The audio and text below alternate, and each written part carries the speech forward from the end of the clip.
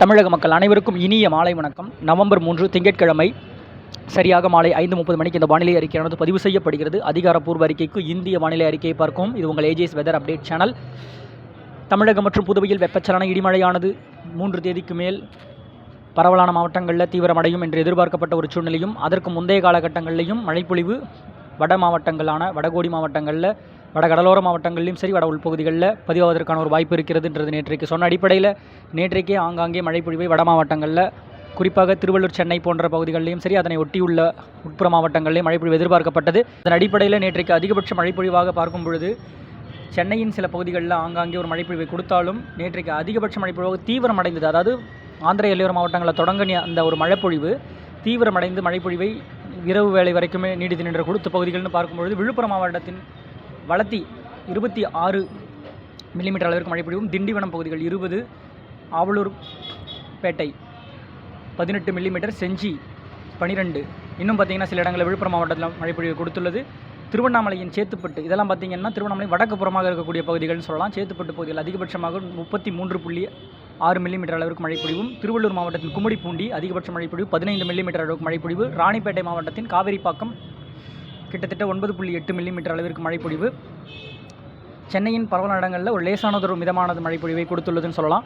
இப்படி மழைப்பொழிவு நேற்றைக்கு தொடுத்த நிலையில் இன்றைக்கும் பரவலான பகுதிகளில் மதியம், அதாவது மாலை, இப்போ இந்த அறிக்கை கொடுக்க வரைக்குமே பார்த்திங்கன்னா ஆங்காங்கே வடகடலோர மாவட்டங்களில் மழைப்பொழிவு ஆங்காங்கே கொடுத்து வருகிறது. குறிப்பாக காஞ்சிபுரம், செங்கல்பட்டு போன்ற மாவட்டங்களில் மழைப்பொழிவு பதிவாகக்கூடிய ஒரு சூழ்நிலையாக இருந்தது. இனி வரக்கூடிய நாட்களில் மழைப்பொழிவு சற்று தீவிரமடையும். கண்டிப்பாக அது எதன் காரணமாக அப்படின்றத நம்ம இந்த வீடியோவில் கொடுக்க போகிறோம். முழுமையாக ஸ்கிப் பண்ணாமல் பாருங்கன்னு சொல்லலாம். நம்ம ஏற்கனவே சொல்லியிருக்கோம், வங்கக்கடலின் மியான்மர் கரையை ஒட்டிய பகுதிகள், அதாவது வடக்கு வங்கக்கடல் பகுதிகள், மியான்மர் கரையை ஒட்டிய பகுதிகளில் ஒரு காற்று சுழற்சி நிலை வந்தது. அதனைத் தொடர்ந்து அரபிக்கடலின் குஜராத்தி கரையோரம் பார்த்திங்கன்னா ஒரு நிகழ்வு இருந்தது. அந்த நிகழ்வு நேற்றைக்கு ஏற்றம் பெற்று அது காற்றின் திசையெல்லாம் மாறப்பெற்று வரக்கூடிய ஒரு சூழ்நிலையில் இப்போ இந்த காற்றானது எங்கேருந்து பயணிக்கக்கூடியதுன்னா வடமேற்கு காற்றின் உள்ளீடுகள் எனப்படுவதுன்னு பார்க்கணும்னா ஆந்திர எல்லையோர பகுதிகளை தொடங்கி வடகடலோரத்தை ஒட்டிய பகுதிகள், புதுச்சேரிக்கு வடக்கு புறமாக அவ்வப்பொழுது ஆங்காங்கே அதனுடைய தாக்கத்தின் காரணமாகவும் தெற்கு புறமாக வரைக்கும், புதுச்சேரிக்கு தெற்கு புறமாகவும் சில இடங்களில் மழைப்பொழிவிற்கான ஒரு சாதக சூழ்நிலையாக ஏற்படுத்தக்கூடிய ஒரு வானிலை அமைப்புன்னு சொல்லலாம். இப்போ இந்த காற்றுலாம் பார்த்திங்கன்னா பயணிக்கக்கூடிய அமைப்பு அது எப்படி மாற்றி அமைக்கும் அப்படின்னு பார்க்கும்பொழுது மியான்மர் கரைக்கு நோக்கி இந்த காற்று செல்லக்கூடியதாக இருக்கிறது. அதாவது வடமேற்கிலிருந்து வரக்கூடிய காற்று அங்கே அரபிக்கடலில் ஆப்கானிஸ்தான் பகுதிகளிலிருந்து கடலில் இறங்கி மீண்டும் தரை வழி காற்றாக உள்ளே நுழைந்து வெப்பமடைந்து மேலெழுந்தக்கூடிய காற்று தான் இப்போ மழைப்பொழிவை வட மாவட்டங்கள் ஆங்காங்கே ஒரு சில இடங்களில் தொடுத்து வருகிறது. இது மேலும் பார்த்திங்கன்னா அடுத்தடுத்த நாட்களில் இந்த 3 தேதிக்கு மேல் அப்படின்றத நம்ம ஏற்கனவே நம்ம அறிக்கையில் கொடுத்துருக்கோம். அதன் பிறகு இந்த 4, 5, 6 தேதிகளில் கடந்து பார்க்கணும்னா நமக்கு ஒரு மழைப்பொழிவை பரவலான பகுதிகளில் கடலோர மாவட்டங்களும் சரி, அதை ஒட்டியுள்ள உட்புற மாவட்டங்களுக்கு மழைப்பொழிவு இருக்கும் அப்படின்ற மாதிரி நம்ம ஏற்கனவே கொடுத்த அறிக்கை இது. இந்த காற்று தான் போய் என்ன பண்ண போகுது அப்படின்னா அந்த மியான்மர் கரை ஒட்டிய பகுதிகளுக்கு செல்லக்கூடிய நிகழ்விற்கு இந்த காற்று சென்று மீண்டும் அந்த மியான்மர் கரை நிகழ்வானது சற்றே செயலிழந்து அது அப்படியே காற்றெல்லாம் பார்த்திங்கன்னா வடகிழக்கு காற்றை திசை மாற்றி அமைத்து தெற்கு அந்தமான் பகுதிகளில் உருவாகக்கூடிய நிகழ்விற்கு நமக்கு ஒரு மழைப்பொழிவை வடகிழக்கு பருவமழை காலத்தில் இருக்கக்கூடிய ஒரு தொடர் மழைப்பொழிவு எல்லாம் பார்த்திங்கன்னா மழைப்பொழிவு ஏற்படுத்தும். 10 தேதிக்கு பிறகாக வானிலை அமைப்பு சூழலெல்லாம் மாறும் என்று நம்ம ஏற்கனவே கடந்த கால அறிக்கையில் கொடுத்துருக்கோம். இப்போ பார்க்கும் பொழுது இப்போ வானிலை அமைப்பை பார்க்கும் பொழுது பிலிப்பைன்ஸ் கரை அருகே பார்த்திங்கன்னா பிலிப்பைன்ஸ் தீவுகளை கடந்து வரக்கூடிய ஒரு கால்மேகி புயலானது தீவிர புயலாக, அதிதீவிர புயலாக இந்த புயலானது அங்கே கடந்து மழைப்பொழிவை வெள்ளப்பெருக்கை ஏற்படுத்தும் அமைப்பாக கொடுத்து வரக்கூடிய இந்த நிகழ்வும் சரி, லாவோஸ், கம்போடியா பகுதிகளில் நிலவக்கூடிய ஒரு காற்று சுழற்சிகளும், அதனைத் தொடர்ந்து மியான்மர், இதே பார்த்திங்கன்னா இந்த நிகழ்வின் ஈர்ப்பின் காரணமாக தான் இந்த நிகழ்வு எல்லாம் வடக்கு அப்படின்ற மாதிரி ஒரு செல்லக்கூடிய ஒரு தருணமாக இருக்கக்கூடிய ஒரு சூழ்நிலை. இதன் காரணமாக கிழக்கு காற்றின் கட்டுப்பாட்டெல்லாம் பார்த்திங்கன்னா அதற்குள்ளே இருக்கக்கூடிய ஒரு சூழ்நிலை. இப்போ இந்த நிகழ்வுகள் எல்லாம் கரை கடந்து தெற்கு அந்தமான் கரை அருகே தாய்லாந்து வளைகுடா பகுதிகளில் 15 தேதிகள், அதாவது 10 தேதிக்கு பிறகு ஆங்காங்கே சூழ்நிலை மாறும். கண்டிப்பாக வடகிழக்கு உள்ளீடின் காரணமாக நமக்கு அதிகாலை நள்ளிரவு வேளையில் கடலோர மாவட்டங்களில் மழைப்பொழிவும், பகல் நேரத்தின் பார்த்திங்கன்னா உட்புற மாவட்டங்களையும் சரி, மாலை வேளையில் மேற்கு மாவட்டங்களையும் ஆங்காங்கே அப்படின்ற மாதிரி ஒரு மழைப்பொழிவை ஏற்படுத்தும் அமைப்பு இருக்கும்.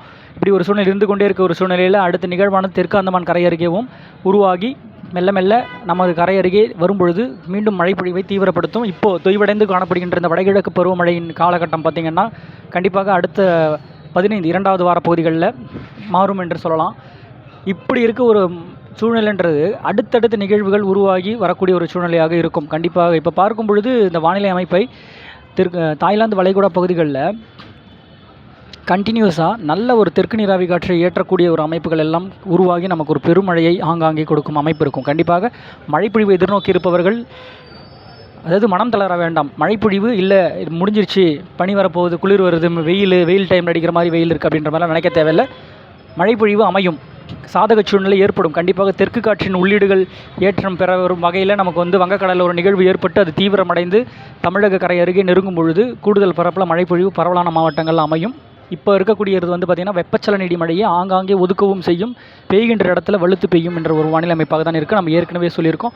இதன் அடிப்படையில் வரக்கூடிய நாட்களில் அடுத்த சில தினங்களுக்கு இந்த வெப்பச்சலன இடிமழை நீடித்தாலும் அப்படியே படிப்படியாக காற்றின் திசை வேகமல் மாறுபாடு ஏற்பட்டு காற்றில் முறிவுகள் இருக்க, அதாவது தெற்கு காற்றின் ஊடுகள் எல்லாம் பார்த்திங்கன்னா வடகிழக்கு காற்றாக அப்படியே மாறும், கிழக்கு காற்றாக வடகிழக்கு காற்றாக ஏற்றம் கொடுத்து நமக்கு ஒரு மழைப்பொழிவை மீண்டும் வடகிழக்கு பருவமழையை தீவிரமடைய செய்யும். வானிலையில் ஏதாவது ஒரு சிறு மாற்றங்கள் இருந்தாலும் உடனுக்குடன் நம்ம அறிவிக்கலாம்.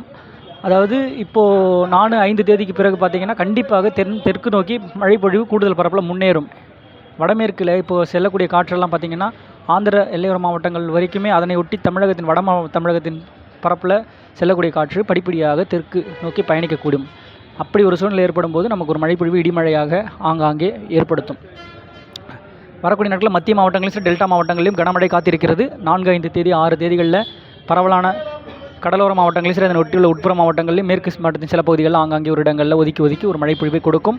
வானிலையில் ஏதாவது சிறு மாற்றங்கள் இருந்தால் உடனுக்குடன் அறிவிக்கின்றேன். வானிலையோடு இணைந்திருங்கள். நன்றி, வணக்கம்.